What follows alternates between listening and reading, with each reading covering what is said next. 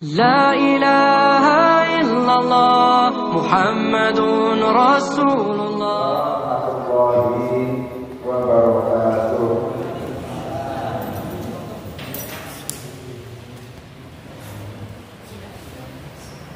Alhamdulillah, alhamdulillahilladzi khalaqas samawati wal ardh wa ja'ala dhulumati wan nur. Alladzi lahu mulkus samawati wa ma fil ardh. Wa ma yakhruju minha wa ma yanzilu minas samai wa ma ya'ruju fiha wa huwa ar-rahmanur rahim. Asyhadu an la ilaha illallah wahdahu la syarika lah wa asyhadu anna Muhammadan abduhu wa rasuluh. Allahumma shalli ala sayyidina Muhammad wa ala alihi wa ashabihi wa man tabi'ahum ila yaumil qiyamah. Amma ba'd. Usikum wa nafsi bittaqwa faqad fazal muttaqun. Inna Allaha la yuhibbu kulla mukhtalin fakhur. Shadaqallahul azim. Bapak-bapak, ibu-ibu, serta hadirin dan adik-adik kita semuanya yang saya cintai. Pertama-tama, marilah kita panjatkan puji dan syukur kehadirat Allah Subhanahu wa Ta'ala yang telah memberikan kepada kita semua kesempatan, yang telah memberikan kepada kita semua kenikmatan, yang telah memberikan kepada kita semua kesehatan, sehingga pada subuh pagi hari ini kita masih diberi kesempatan untuk beribadah, yaitu melaksanakan perintahnya sholat subuh berjamaah di masjid yang mulia ini. Salawat dan salam semoga tercurah kepada junjungan kita Nabi besar Muhammad sallallahu alaihi wasallam, kepada keluarga beliau dan para sahabat beliau dan para pengikut-pengikut beliau, dan insya Allah kita semua berada di dalam amin ya rabbal alamin. Bapak-bapak, ibu-ibu, serta para hadirin dan juga adik-adik sekalian, kali ini kita mengambil tema tentang rahasia Bismillah. Rahasia Bismillahirrahmanirrahim. Tatkala segala sesuatu yang dimulai dengan firman Allah Subhanahu wa Ta'ala, yaitu dengan membaca Bismillahirrahmanirrahim, maka maksudnya ialah kita bertolak pada zat yang disembah, yaitu pencipta segala yang wujud, yang melimpahkan rahmatnya kepada alam semesta ini. Kata Rahman, Maha Pengasih, tidak boleh dipakai sebagai nama oleh selainnya. Kenapa? Sebab Dia Allah menyendiri, maha tunggal, dengan sifat halusnya dan kebaikannya. Dialah Maha Pemberi segala sesuatu yang dibawa kekuasaannya.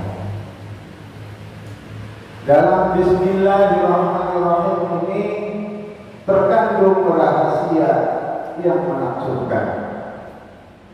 Contohnya, kita sebagai hamba umat Islam dalam menjalankan segala sesuatu, yaitu diawali dengan membaca Bismillah. Bismillahirrahmanirrahim ini terkandung rahasia yang menakjubkan.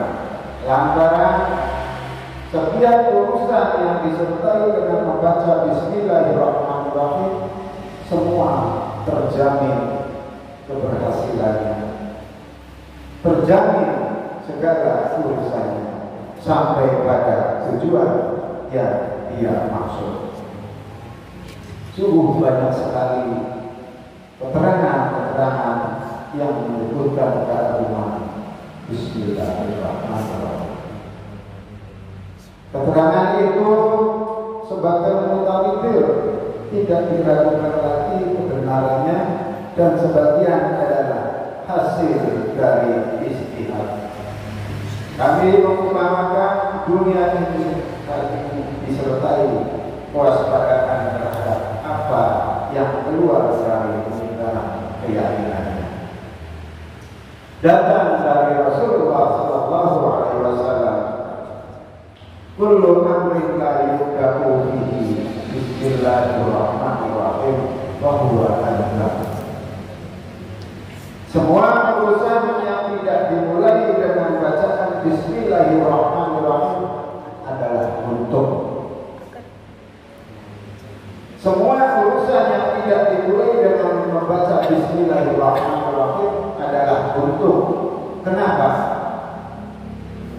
Terputus, jadi bukan buntu karena tidak punya tangan, tidak punya kaki, tapi terputus dan jauh dari berkah Allah yang merupakan penambahan rezeki atau kebaikan.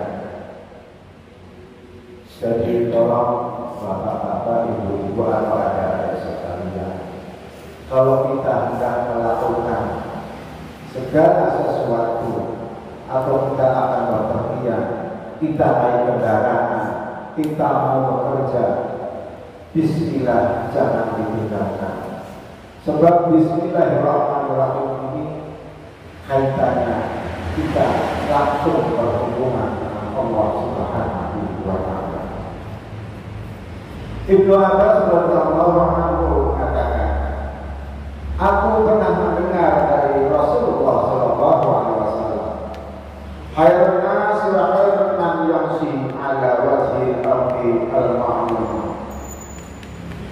Sebaik-baik manusia dan sebaik-baik makhluk yang berada di muka bumi ini yaitu adalah pengajar, pendidik, mahasiswa itu termasuk murid, yaitu yang diajarkannya adalah dosen. Pendidik itu dia dikatakan sebagai guru. Sebab kenapa? Manakala pengajar berkata kepada muridnya, si anak didik, untuk mengucapkan Bismillahirrahmanirrahim, maka Allah menulis kepada kebebasan bagi si anak dan kebebasan bagi kedua orang tuanya dan terbebas dari api neraka, dan bebas pula bagi pengajarnya yaitu gurunya. Diriwayatkan bahwa siapa yang membaca Bismillahirrahmanirrahim maka dia masuk surga. Menyebut Bismillahirrahmanirrahim juga bisa mengusir setan, bisa mengusir kejahatan, roh jahat dan jin serta yang lainnya. Dan apabila bagusnya memulakan dengan perkataan hendaknya, sedangkan berkumpulnya permulaan bagus dan hendak baik dan dalam basmalah, maka semua tauhid adalah dengan pertolongan Allah Subhanahu wa Ta'ala. Kemudian yang kedua, mengapa kita membaca sholawat kepada Rasulullah Sallallahu Alaihi Wasallam? Dalam sholawat kita menjadi dekat, dan dengan sholawat kita menampakkan kasih sayang kepada sesama kita semua. Sholawat di sisi Allah adalah menuju kepadanya untuk mengakui ketuhanannya, keesaannya, kemaharajaannya, dan ketiadaan bandingan. Dengan ibadah minta pertolongan serta mohon petunjuk berbeda. Setiap langkah merupakan kenikmatan yang diridhoi oleh Allah Subhanahu wa Ta'ala. Benar-benar telah datang firman, Inna Allaha wa malaikatahu yusholluna 'alan nabi ya ayyuhalladzina amanu shallu 'alaihi wa sallimu taslima.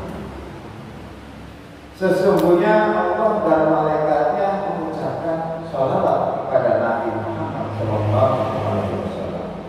Wahai orang-orang yang beriman, bacalah shalawat atas Nabi dan ucapkanlah salam dengan penghormatan kepadanya. Ini merupakan dalil yang paling benar atas kedudukan Rasulullah SAW, di mana pribadi agung itu diliputi dengan doa dan keselamatan. Jadi pada shalawat atas beliau terdapat cahaya terang hati, menghapus semua dosa dan rahmat yang tampak pada orang yang berdoa, lantaran doanya yang sempurna untuk semua kepentingan. Dan telah disebutkan bahwa barang siapa membaca salawat kepada Nabi Muhammad SAW sekali saja, maka Allah memberinya rahmat 10 kali. Jadi seolah-olah salawat itu kebaikan. Padahal barang siapa datang membawa satu kebaikan, maka baginya 10 semisal kebaikan itu tersebut.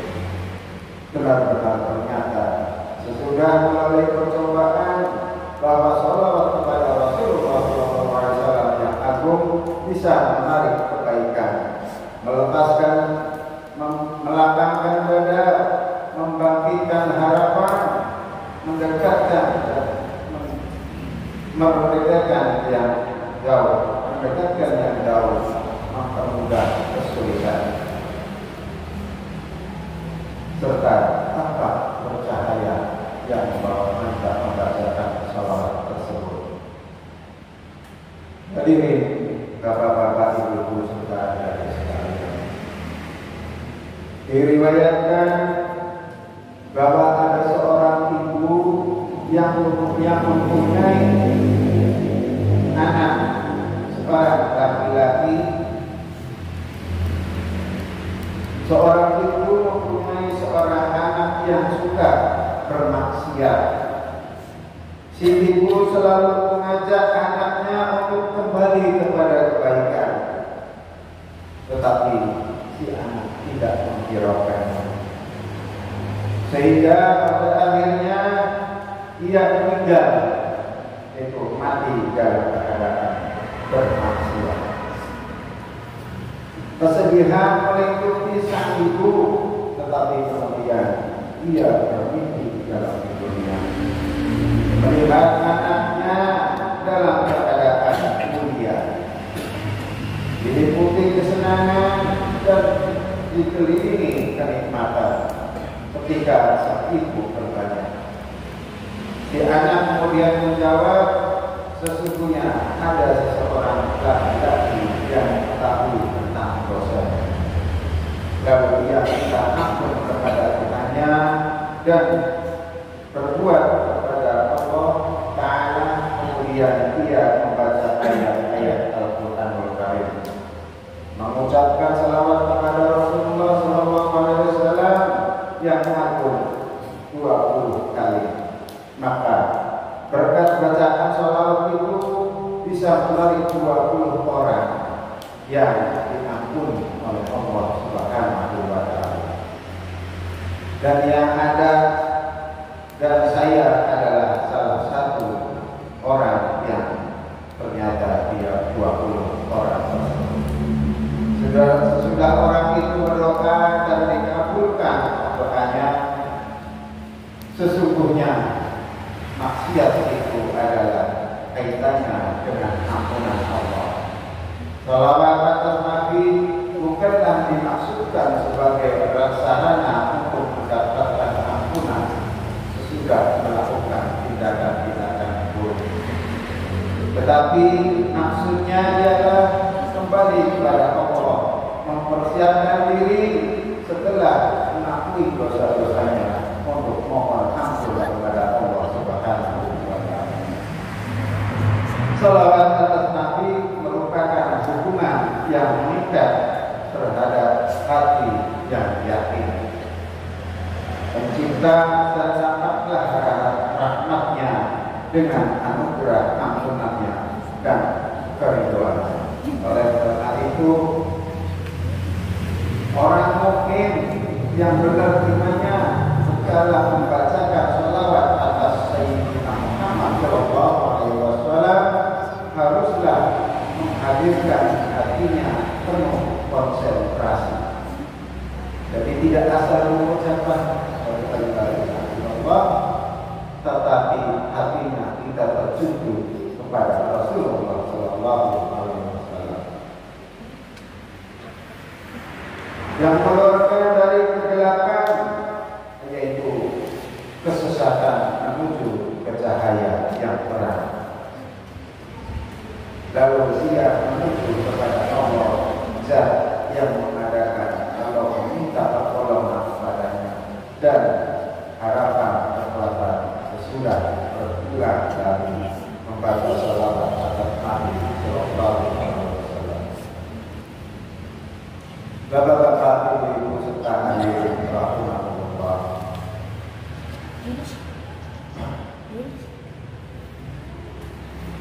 Pada suatu saat di pagi hari, waktu itu menjelang siang, waktu sholat sunnah, Rasulullah Shallallahu Alaihi Wasallam keluar dari kediamannya menuju masjid yang mulia, yaitu di Madinah. Saat itu sudah banyak yang ditemuinya di jalan, para sahabat Nabi sudah banyak yang keluar dari masjid menuju tempat perjalanannya masing-masing. Namun setelah berada di dalam masjid itu, masih ada seorang sahabat muda yang sedang menenun bertafakur seorang diri. Rasulullah Shallallahu Alaihi Wasallam kemudian mendekatinya dan bertanya kepadanya, "Hai anak muda, mengapa kamu sedang duduk termenung bertafakur seorang diri?" Kemudian pemuda itu menjawab, "Hadatsun kalimat wa yu'minu ya Rasul." Yang artinya, aku ditimpa rasa susah dan banyak hutang ya Rasulullah. Oleh karena itu, saya malu dan takut untuk keluar, sebab sudah waktunya untuk membayar, tapi aku tidak punya uang. Kemudian Rasulullah Shallallahu Alaihi Wasallam, wah begitu. Kalau hal itu yang kamu berikan, maukah kamu ajari sebuah doa untuk menghilangkan susahnya itu?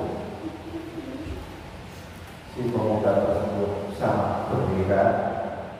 Baiklah ya Rasulullah, bacalah doa ini pagi dan sore hari. Insya Allah doa ini bisa menghilangkan 8 macam penyakit dan termasuk hutang. Baiklah ya Rasulullah. Kemudian doa tersebut dibaca. A'udzubillahi minasyaitonir rajim. Bismillahirrahmanirrahim. Allahumma inni a'udzubika minal hammi wal hazani wa a'udzubika minal ajzi wal kasali wa a'udzubika minal jubni wal bukhli wa a'udzubika min ghalabatil daini wa qahril rijal. Yang artinya, ya Allah, sesungguhnya aku minta berlindung kepadamu dari rasa susah dan duka cita, dan aku minta berlindung kepadamu dari rasa lemah dan kemalasan, dan aku minta berlindung kepadamu dari sifat wujud dan fikir atau batin, dan aku minta berlindung kepada Allah dari keangkuhan dan penindasan orang-orang yang zalim. Doa ini dibaca oleh pemuda tersebut pagi dan sore hari, dan pada akhirnya si pemuda itu menghadap kepada Rasulullah SAW dan mengatakan, "Ya Rasulullah, hamba kali ini sudah terbebas dari rasa susah dan dukanya dan terbebas dari hutang. Ini semua berkat rahmat Allah dan sabahan dari Rasulullah SAW." Kita sebagai manusia yang hidup ini jelaslah tidak lepas dari rasa susah dan duka, apalagi apa itu terpengaruh datangnya dari harta, kedudukan, dan pengaruh-pengaruh yang lain. Oleh karena itu, semoga kita tetap berpegang teguh dengan agama Allah, yakni agama Islam yang hidup. Bergaul, bertoleransi menurut prinsip-prinsip yang terkandung dalam agama Islam. Rasulullah SAW bersabda, telah memberikan gambaran tentang situasi umat pada zaman yang akan datang. Badir bil amri yang sahih, wasadaqul insan taqwa yusbih rajulu man sayyi'an wa yusbih kathira wa yusbih miskinan wa yusbih kathira iya bi'afwina bi'afwin min dunya.